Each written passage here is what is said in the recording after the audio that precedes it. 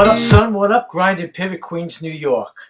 Hey, all. Hope everyone is staying safe during these turbulent times in our country and around the world. Since the day I found out there was an actual Mrs. Smiley, I wanted to know more about her. Wednesday Night Live on Hard Intentions, you do hear her, but she is usually monitoring the live chat and questions, and maybe you see a hand or something like that, but you really don't see who it is. So that being said, I'm happy to have the pleasure of sitting down and speaking with the backbone and solid rock of Hard Intentions, Mitch Smiley, Mrs. Adrian Smiley. How are Hi, you? everybody. Hi, Louie. I'm good. How are you? I'm doing great. Good. So you must have had quite an interesting life up until this point, and I'm sure one of the things we are all most curious about is how and when did you meet Mitch? So I think that's a great starting point. I mean, I know a little bit, but I don't think anybody really knows the real story. And I think everybody's on pins and needles, sitting on their hands saying, I can't wait to hear this. So you got it. Well, thanks, Louie, for doing this, and thanks for having me on, and you being on ours, and all of that fun stuff. You have a fantastic podcast, Grind and Pivot, and thanks for doing this because it makes it obviously a lot easier because I feel like we know each other, so it's a lot.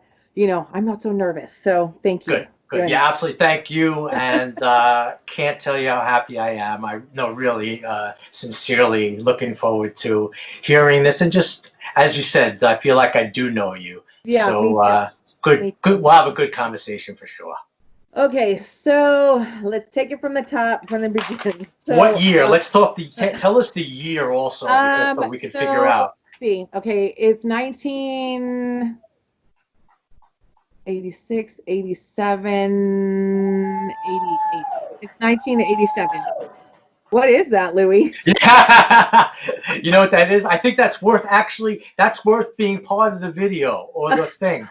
Every night in New York, I don't know about by you, but every night at 7:00, okay, everybody goes outside or goes on their balcony or terrace and claps for all the first responders, the health workers, for like 2 minutes. Everybody, right? It's pretty cool. So they do it. So my wife is doing it. She's repping the clapping, and the bus drivers that come down the middle of the street, they honk. The same one honks. Cool. Yeah, it's cool. I'm gonna join that clap because that's. Yep, you're on it. Awesome. You're on it. You know what? I'll tell her to keep it down out there. Okay, so 1986, 87. So it's like 87, and so I'm actually, I think this is actually a good time. You're going to ask me this, so I'm just going to kind of address this now because it kind of sets the stage. So I was at 22 years old in 1986. I was married before I was married to Mitch. I had the same relationship from the time I was like 15 off and on. So I was widowed at 22. And my husband, his name was Frank. Sorry to hear that. Thank you. Died in a motorcycle wreck. So, so I was widowed for, it was probably about a little over a year. And that's kind of my time frame, is that was in 1986. And I met Mitch about a year and a half later. So, on roll to happier things. So I go over and I have a best friend. His name's Chip. Hi, Chip. And I'm hanging out with him and his wife at the time, Colleen. And we used to party on the weekends. I'd go over. They lived in Sacramento. We all lived in Sacramento. And so I'd go over their house. Colleen used to cut my hair. We just get in conversation. Well, she had this friend, Pam, that would come visit her. And I thought it was weird because Pam would come over and she'd leave really early in the morning. And I was like, what's the deal? And Colleen said, oh, her boyfriend's in prison. So she comes and stays with us because it's closer. Mm-hmm. And then she goes to see him. So I was like, oh, okay, whatever. And so a couple times after I'd met Pam was like, hey, she's like, my boyfriend has a friend. His name's Mitch. Do you want to write to him? And I was like, I am not writing some guy in prison. No, I'm good. And so So you were not on. You were like, it's I wasn't really having. not for me. Yeah, it's really not for me. I had a young daughter, she was not even 2 yet. And so I just was like, it's not my thing. I worked at a law firm. I was like, I'm not, no. So she was like, okay, cool, whatever. So she asked me, can I give him your address? And I was Sure. like, yeah, that's fine. Like, that's fine. So I gave her my address. So I started getting letters, and they came, like, I would usually get about maybe 2 a week. And I 2. would, Okay. yeah, I would maybe answer one per his 4. What do the And letters say? Can you give us a little bit or of just what like they? he introduced himself, and he was like, "Hey, my name's Mitch." Pam gave me, his I can't remember. I think it was Tim. Gave Frank. That was actually his name was Frank. He goes, Frank gave me your address. This is why I'm in prison. Let's just kind of like get to know each other. And they were really good letters, kind of talking to me about how he hobbied, like what he liked to do, that he was an artist, that kind of thing. It wasn't really concentrated on why he was there, just really kind of getting to know him. Granted, Mitch's writing is terrible, but his message can come across really well. Got I it. could tell he was super smart, Yeah. and really kind of emotionally intelligent. And so, which surprised me. And so we just kind of wrote back and forth. And then, but I still don't go, it was like 4 months went by and I didn't see him. And he sent me visiting forms. So maybe a little bit before Mother's Day, he sent me a dozen roses, and he was like, here's for being like such a wonderful mom, Wow. and I just think the world of you. And I just was like, oh, okay, how can I not go see him? Do you mean so I did. And so I filled out the visiting form, sent it in, did all that fun stuff, which I'll explain later because it's a process. Yes, um, that's really. I'm sure and everybody's going to want to know about that. I'd been to a couple of prisons to see friends of mine, but nothing like this. And so so I sent the visiting form and I got approved, obviously. And so I went to go see him, which was on Mother's Day. I think it was 88. So I'm just going to give you a visual kind of to what this through. So when you go into a prison, it is quite an involved process. Which prison did you So he visit was him in? in Vacaville in California, Okay. and he had only been in for about 8 years at that time. And so I go, I'm nervous. I'm like Gotta be. freaking out, Jimmy, because I was like, I had a picture of him and he had a picture of me, but that was the only thing. So what was good is that Pam was going to go see her boyfriend. So Pam and I went together. So I didn't feel like I was out there, by myself or whatever. Mhm. So, and I have a tendency to talk really fast, so I will No problem. I'm a New Yorker, that you know. keep that in So mind. I mean, what was going through your mind emotionally? I was During the time you knew you were going to sit, you were freaking. I was freaking out. I was Okay. like, oh my gosh, what am I wearing? And is this fine? Is this not fine? Is he going to think I'm cute? Is he not going to think I'm cute? Am I his type? Blah, blah, blah. So let me just say this. When I got Mitch's picture, Mitch was everything that I had ever kind of physically wanted in a male. He was tall, he had broad Yes. shoulders, he had big Right. Right. eyes, he had a head full of gorgeous hair. And I was like, okay, he's gorgeous and he's smart and so he definitely reeled me in. Like it wasn't like a lot of, smoozy, whatever. He was just real. I mean, and so we're going up to the prison. I'm freaking out, like I'm sweating. I'm just like nervous, and I'm just like, oh my God, how is this going to go? So I walk in, Pam and I walk in, and Mitch is already out there and he's sitting. They have these little tiny tables that are like 4 inches tall. They're like Right. for like minis. And so I walk in and Mitch stands up and I'm like, holy shit. Yeah. Like Huge. he's tall. I He's mean, he's huge. like, Yeah. he's 6'4", Big boy. Big boy. big boy, and I'm 5'2". And so I Oh, was like, oh, geez, minis.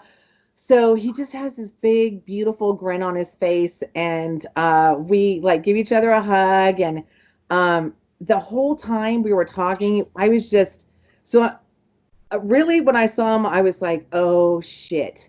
I better either turn around and walk out right now or I'm in it. Do you know Oh, what I you're mean? in too deep. That second. So you would think, oh, okay. I Let me totally knew back it. up for a second since I Yeah. know you're flying Yeah. here and the nerves are going too. Um, Getting into the prison the first time, Yeah. what they put you through? How nerve-wracking was that? It's nerve-wracking because you're anticipating that you're not going to get in because you never know what roadblock could come up. They could say you're not wearing the right pants. Right. Your shirt's too tight. Your skirt's too short.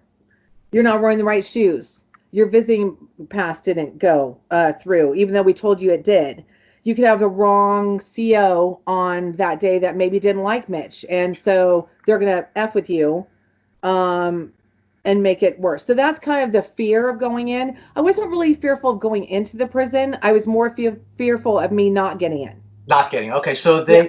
yeah, did you feel it was like kind of us against them when you got there? Like they put you into had an attitude where No. so they treated And you the right. reason I didn't is because Mitch had been there for a minute, Hmm. and most of Hmm. the guys that worked in the front knew him and were really respectful. At that time, they were really respectful of each other.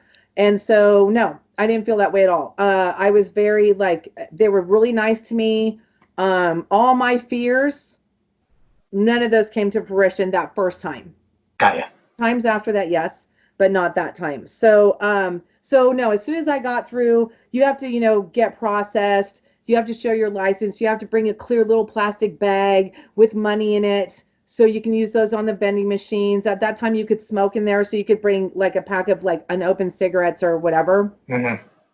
And but the nice thing about that prison was that they had a I know that sounds so weird when you say it out loud, the nice thing about that prison, but it had like a big huge patio on it and an inside. So you could sit outside, you could sit inside, there was room for you to walk around. But I didn't really know what to expect until I walked in there. Pam had given me a little info, but so I get in there and we just really like I said, we just really connected. And I think visiting used to be like you could get in, you get in line, you'd stand in line for like 2 hours, Hmm. then you'd get in. So we would always line up before, excuse me, and I think we got in, I'm going to say not like 9 o'clock, and then you'd have to leave by 3. So we had a fairly long visit, our first one. But I definitely knew at that moment when I walked in that he was definitely everything that I he was everything I thought he would be and more. Wow. And so after that conversation that we had, I was locked in. Of course I wasn't saying that. Do you know what I mean? I wasn't like, oh, like, let's get married and whatever. Like I just knew it from the Yeah, you second knew deep down I inside. liked him for sure. So it was on like after that. I mean, like I would go up and see him probably uh it was maybe a 45-minute drive for me. That's what I was going to ask. So Okay. I would go see him every weekend. I'd take days off work. I'd go early, Right. whatever. So I All used right, to, hang on one second. Hold on. yeah, So many questions. okay. This is outrageous. It's fantastic. So you left that first one that afternoon Yeah, with Pam, right? yes, Okay, so you get back in and you get into the car and you're driving or Pam's driving. she's driving. Okay, so you're in the passenger seat. Yeah. You're looking out the window. I did she what did give me the conversation. I mean, It was, paint that picture of that's an interesting were you like, perspective. Yeah. oh my effing lord? Yes, I was, oh my effing, like really. Pam goes, I told you would like him. Like he's super cool. Like, Frank has nothing but good things to say about him. I know he really liked you. I could tell he was really super into you. And it was just very like frenetic. and very like the energy was just super like we would always go out to eat afterwards. So we Yeah. went and I was like, I need a drink. Do you mean? And I was like, so Well, yeah, that's another thing. Okay, right. That was and after on the way too. so that was on the way home. Do you mean? So Right, right. so yeah, so on the way there, it's nervous energy, like we're Yeah. just chatty and whatever. And then um we kind of had it planned out, to be honest. I don't even know if Mitch knows this, but Pam's like, okay, when we get in there, like we'll sit together so you can kind of get to know him or whatever. And she goes, when you're ready to like, like talk to him by your own, she goes, just like give me, give me like a little wink. So And you're like, still in touch with Pam, right? You're still friends? I know we're not, I have not talked to her, I would say in 26 years maybe. Okay, so that's a whole nother But story. I do know about her. So Mitch kind of did. Gotcha. So Okay, go ahead. So you're in the car, you're on the way back. yeah, so we're on the way back. We're just chatting it up. Like she was like, "Oh my gosh, like he was totally into you." She's like, "You should have seen the way he was looking at you," and all that crazy shit. Yeah. So I'm like, again, I'm 20. I'm 24. Yeah. I'm just like Mitch was, I think, what 26. So yeah, so it was just Mitch would call me, and at that time, when people would call you from a prison, average was about $2.50 a minute.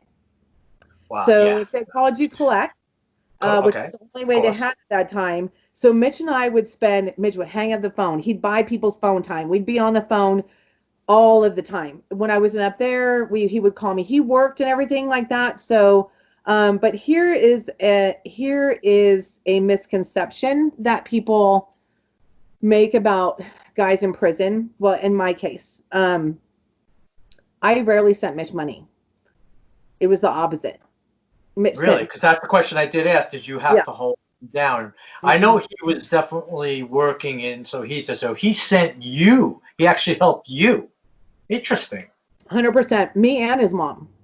And wow. So he would send me like, if we had so if you have a family visit, which I'm going to get into in a second, you at that time you could bring your own food in with you, but you had to obviously buy your food, bring your groceries in.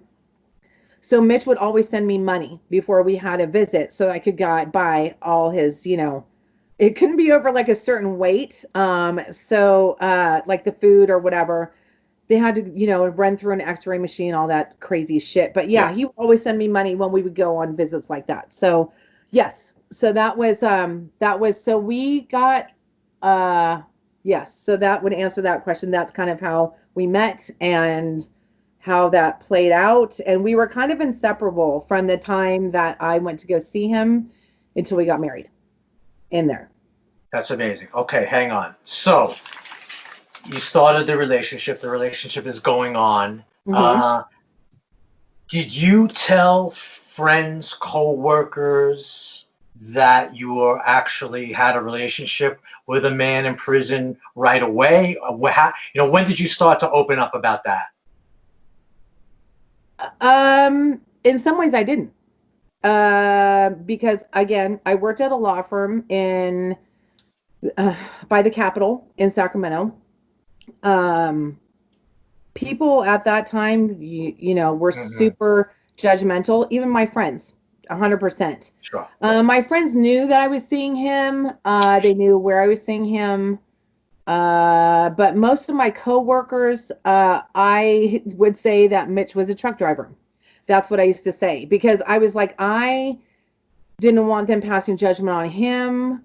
At 24, I was actually very concerned about, I was trying to better my career. I was trying to do things like that. And I didn't want to have all that on me. And honestly, I used to have, I still do kind of a little bit, but I had a very, I don't want to say bad temper, but I was very quick. Impulsive. Yeah. And so very impulsive. And so I didn't want to go off on anybody. I didn't want to do that. And so I just kind of kept it in check. And that was my story. That was my story to most everybody except my really close friends. Right. Obviously, no.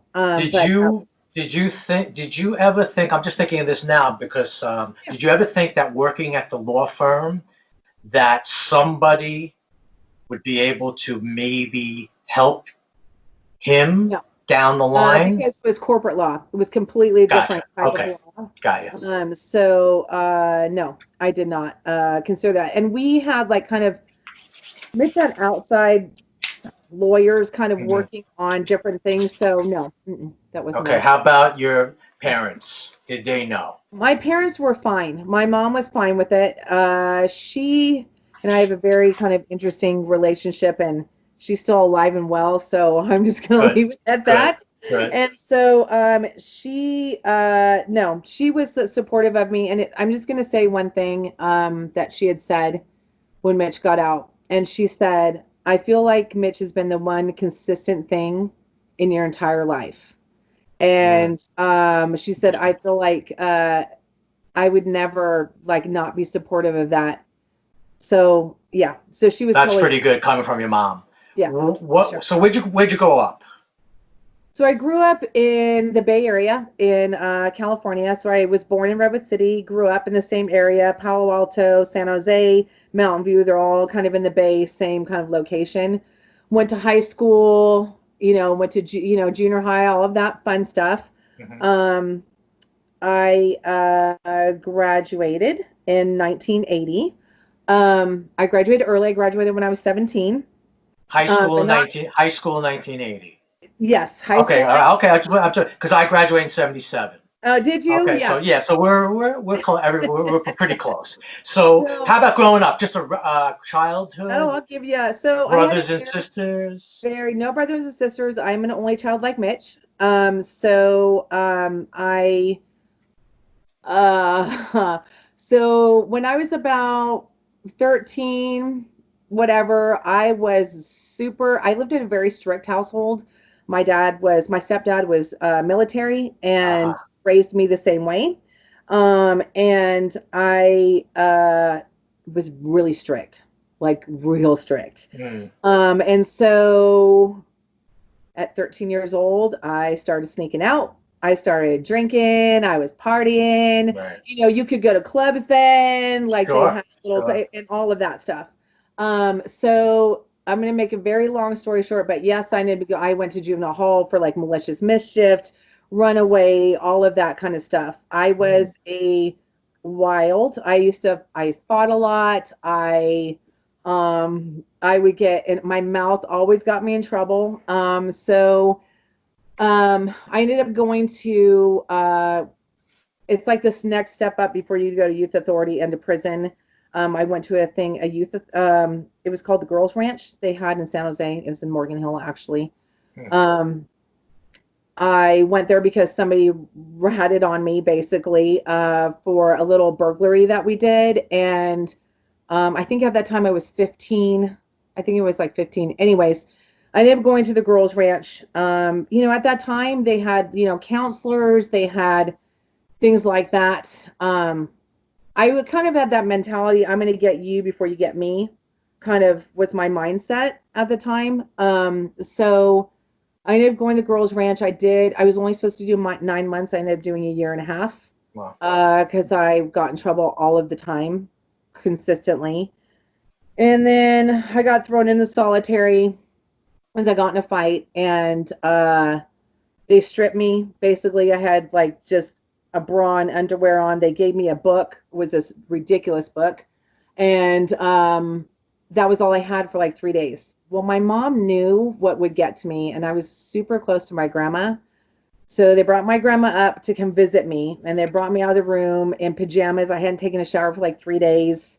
They handcuffed me, walked me out, and I saw my grandma, and I just burst into tears. I didn't want her to see me like that. I was just mortified. And that was really a pivotal time in my youth. I got my shit together. When I left there, I literally made my mom stop the car. I looked at the gates of the place. I knew I was going to remember this. And so I stood there and I looked at the gates and I looked at the road on the way out, and I was like, I am never coming back here. I'm done. I'm good. And so not that I was an angel afterwards, but I definitely was not on that level, and I never got in trouble again. And I was 15 when I got out of there. Wow, that is a heavy story. So Yeah, you rebelled to the absolute extreme I did. of what your dad, because he was so strict. He clamped down so heavily on you. You just went the other way. And you know, thinking about that just for a second, now that you're older Yeah. and wiser, you have any idea, where that was kind of coming from? Did he not know? Or was he just that kind of guy? I mean, I just really, you got to consider as a 13-year-old girl, I was like a little boy crazy, as most of the girls that I hung out with were. of course. And I think what it was is that I felt like I had never gone out. Like I'd never gone out. Like I'd never drank with my friends. I never did that. I wasn't allowed to have people over. Mm. You think we were some kind of religious whatever, but we weren't. That's just how strict he was. But Was it really? Well, you think it wasn't religious, or it was just a thing no, where yeah. my daughter is not gonna? He just was so strict that he was like, "No, you're not going there. No, you're not going to spend the night at her house. Go, do chores." And like I used to iron his handkerchiefs and like Right. underwear. That's And military. That's military. Super, yeah. Where was your mom on this though? My mom was pretty Submissive, would you say? for real. Yes, for sure. And so was I to a point. And then Well, you had no choice. I didn't. And then I went out one night with my friends. I snuck out and I remember thinking, man, this is freaking awesome. Like we're just like out here doing our thing. I'm out there. We're at clubs. Like I'm having a great time. And I remember at one point I was at I was at a club. My mom actually came with a cop, came and got me out of the club. They took me to the police station and the cop said to me, well, what makes you think I can do this? You can just go out and do whatever you want. I said, because I can. Because I do what I want. Do you know what I mean? And that was really my thing. Like I used to not think I could do this, but I totally can. And no one's going to tell me what to do. Mm-hmm. And I just went the complete opposite way. So. Got you. All right. So you did that. You had that experience, pivotal moment number one. Yeah. And for somehow, the switch flipped. Yeah. And you got your act together.